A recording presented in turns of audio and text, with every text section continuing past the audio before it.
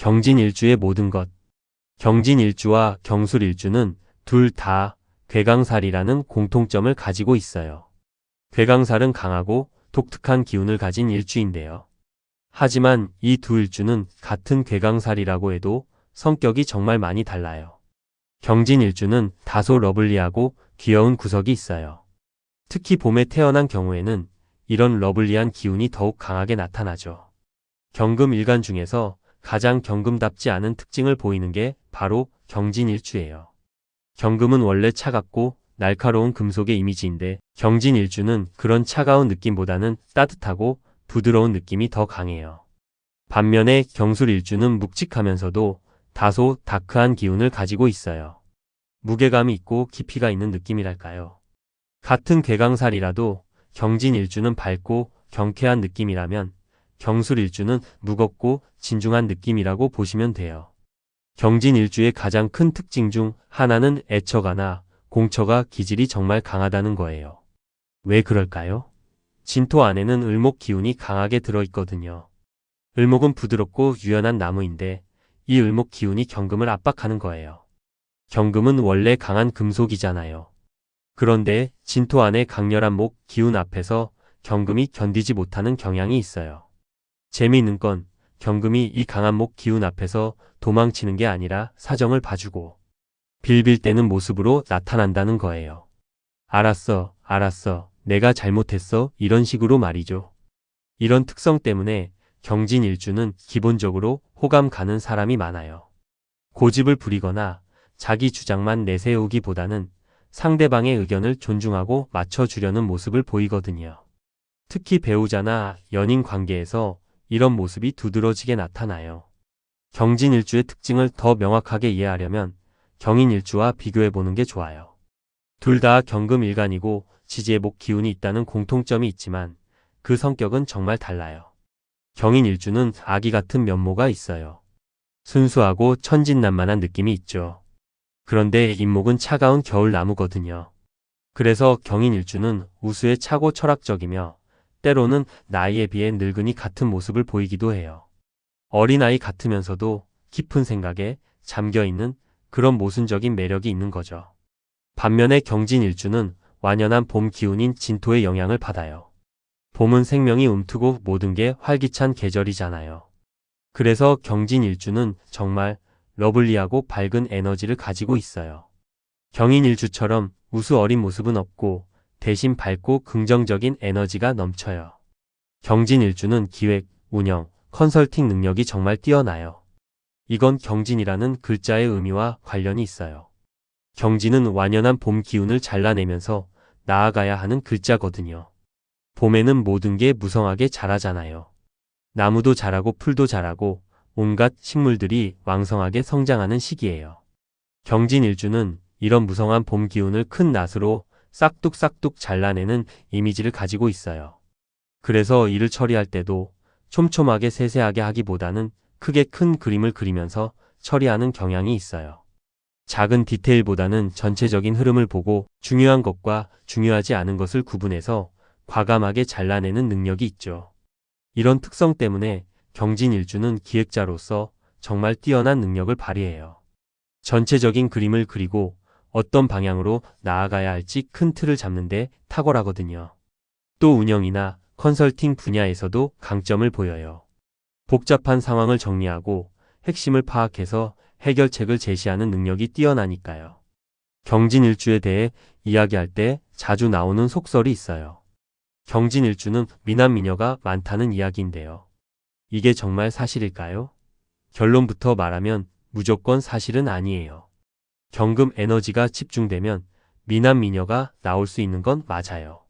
경금은 금속의 이미지라서 반짝반짝 빛나고 아름다운 느낌이 있거든요. 하지만 이건 경진일주에만 해당되는 이야기가 아니에요. 다른 경금 일간들도 마찬가지로 미남미녀가 나올 수 있어요. 다만 경진일주의 얼굴형에는 특징이 있어요. 얼굴형이 각지거나 동그란 편이 많고 얼굴이 길지 않다는 특징이 있어요. 진토는 토의 기운이라서 안정적이고 둥근 느낌을 주거든요. 그래서 경진일주는 얼굴이 갸름하게 길기보다는 적당히 각지거나 동그스름한 편이 많아요. 경진일주에서 정말 중요하게 봐야 할 부분이 있어요. 바로 진토 안에 들어있는 개수의 작용인데요. 이 개수가 상관으로 작용하면서 여러 가지 복잡한 상황을 만들어내거든요. 남명의 경우를 먼저 살펴볼게요. 남자에게 관성은 자녀를 의미하는데 특히 정관은 딸을 의미해요. 그런데 진토 안의 개수가 상관으로 작용하면 이 정관을 극하게 돼요. 재미있는 건 경진일주 남자 본인과 딸 사이는 괜찮을 수 있다는 거예요. 아빠와 딸이 사이좋게 지내는 거죠.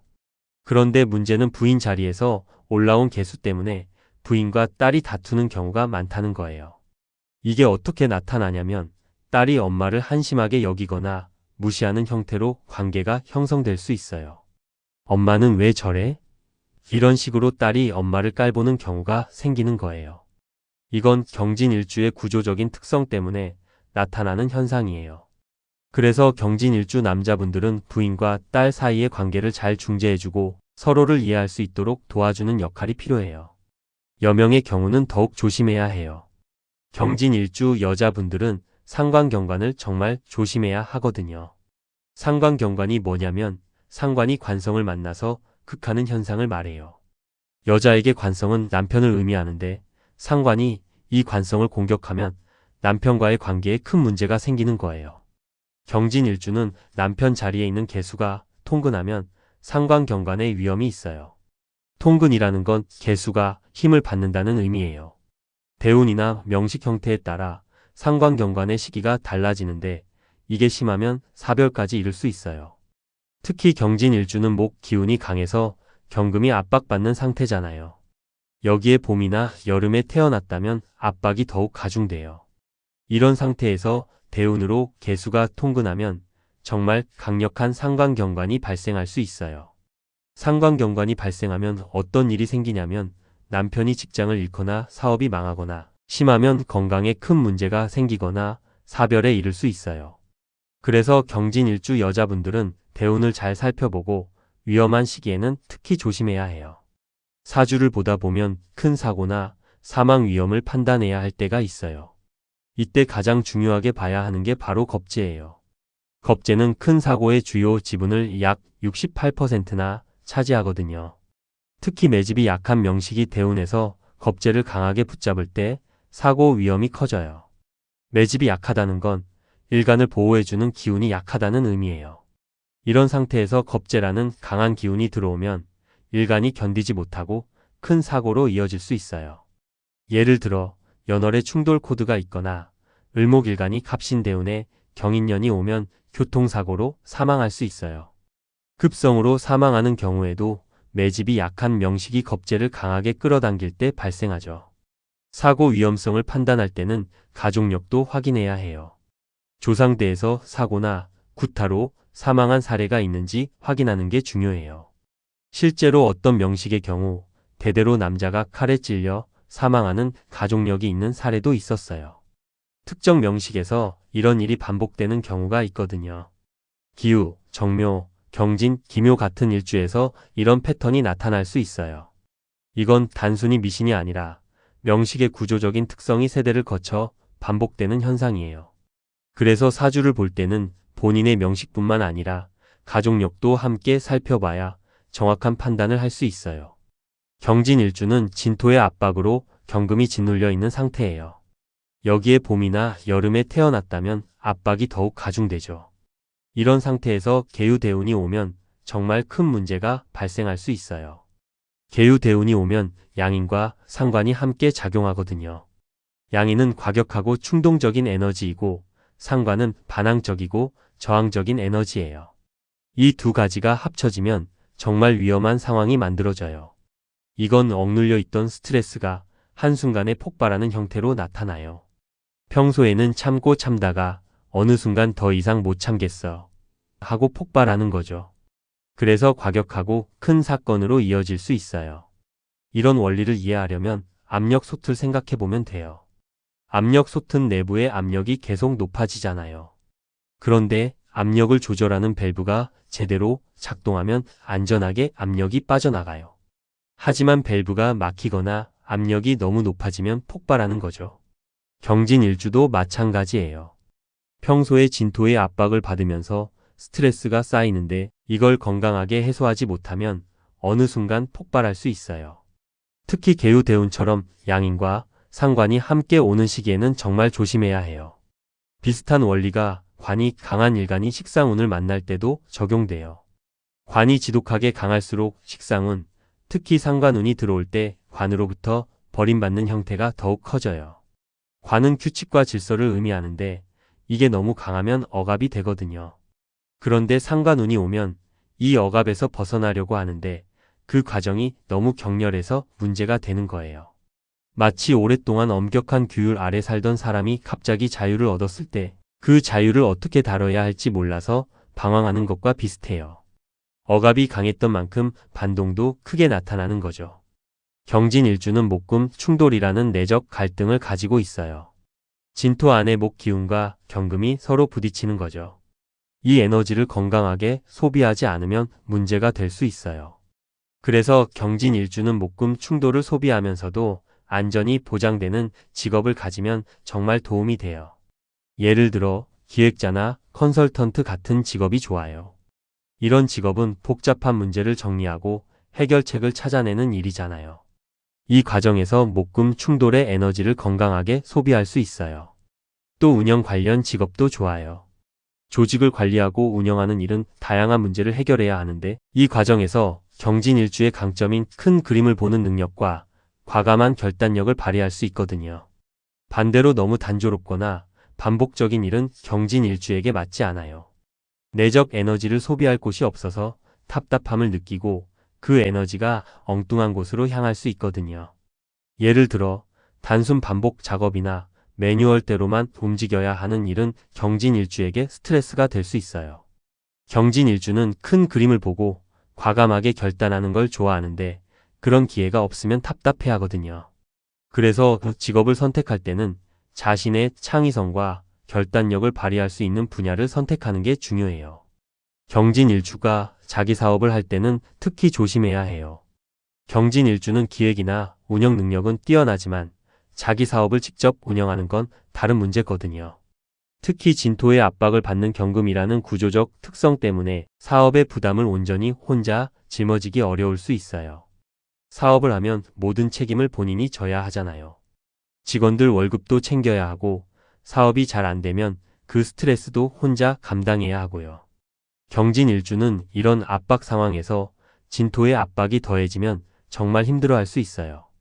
그래서 경진일주는 큰 조직에서 기획자나 운영자로 일하는 게 더 안정적이고 능력도 잘 발휘할 수 있어요. 책임은 나누면서도 자신의 강점은 충분히 살릴 수 있는 위치가 경진일주에게는 더 맞는 거죠. 예를 들어 대기업이나 중견기업에서 기획팀장이나 운영팀장 같은 역할을 하면 정말 잘할 수 있어요. 전체적인 전략을 세우고 실행 계획을 만들고 팀을 이끌어가는 역할은 경진일주의 강점을 최대한 발휘할 수 있는 자리거든요. 경진일주 분들께 몇 가지 조언을 드리고 싶어요. 첫째, 자신의 러블리하고 호감 가는 성격을 긍정적으로 활용하세요. 이건 정말 큰 장점이에요.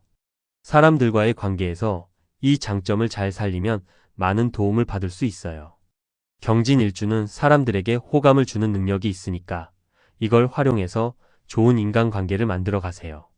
둘째, 배우자나 가족 관계에서 지나치게 희생하지 마세요.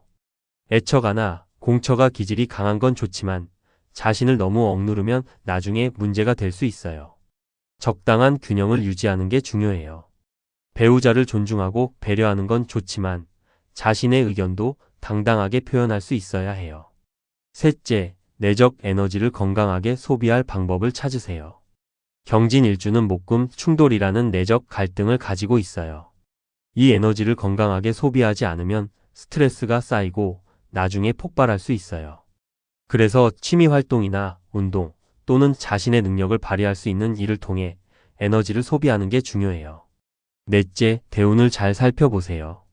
특히 개유대운이나 개수가 통근하는 시기에는 조심해야 해요. 이런 시기에는 큰 결정을 내리기보다는 안정적으로 현상을 유지하는 게 좋아요. 새로운 사업을 시작하거나 큰 투자를 하는 건 피하는 게 좋고 대신 자신을 돌아보고 내실을 다지는 시간으로 활용하세요. 5째, 가족력을 확인해 보세요. 조상대의 사고나 특이한 사망 사례가 있었는지 알아보는 게 도움이 될 수 있어요. 이건 미신이 아니라 명식의 구조적 특성이 세대를 거쳐 반복될 수 있기 때문이에요. 만약 가족력에 문제가 있다면 더욱 조심하고 예방하는 자세가 필요해요. 6째, 남명의 경우 부인과 딸 사이의 관계를 잘 중재해 주세요. 경진일주 남자는 구조적으로 부인과 딸이 갈등할 가능성이 있어요. 이걸 미리 알고 있으면 갈등이 생겼을 때 현명하게 대처할 수 있어요. 양쪽의 입장을 다 이해하고 서로를 이해할 수 있도록 도와주는 역할을 하세요. 7째, 여명의 경우 상관경관을 조심하세요. 특히 계수가 통근하는 대운에는 남편과의 관계에 각별히 신경 쓰세요. 작은 갈등도 크게 번질 수 있으니 평소에 소통을 잘하고 서로를 이해하려는 노력이 필요해요. 8째, 자신의 강점인 기획력과 운영 능력을 최대한 활용하세요. 경진일주는 큰 그림을 보고 과감하게 결단하는 능력이 뛰어나요. 이 능력을 발휘할 수 있는 분야에서 일하면 큰 성공을 거둘 수 있어요. 9째, 건강 관리에 신경 쓰세요. 특히 폐나 기관지 건강에 주의하세요. 경금은 폐와 관련이 있는데 진토의 압박을 받으면 호흡기 계통이 약해질 수 있어요. 규칙적인 운동과 건강한 식습관으로 건강을 지키세요. 10째, 스트레스 관리를 잘하세요. 경진일주는 평소에 스트레스를 잘 참는 편인데 그게 쌓이면 나중에 폭발할 수 있어요. 그래서 스트레스를 느낄 때마다 바로바로 해소하는 습관을 들이는 게 중요해요. 명상이나 요가, 산책 같은 활동으로 마음을 다스리는 시간을 가지세요. 경진일주는 정말 매력적이고 능력 있는 일주예요. 러블리한 성격과 뛰어난 기획력, 과감한 결단력을 가지고 있죠. 이런 강점을 잘 살리면서 주의해야 할 점들을 조심한다면 행복하고 성공적인 삶을 살 수 있을 거예요. 자신의 특성을 잘 이해하고 그에 맞는 삶의 방식을 찾아가는 게 중요해요.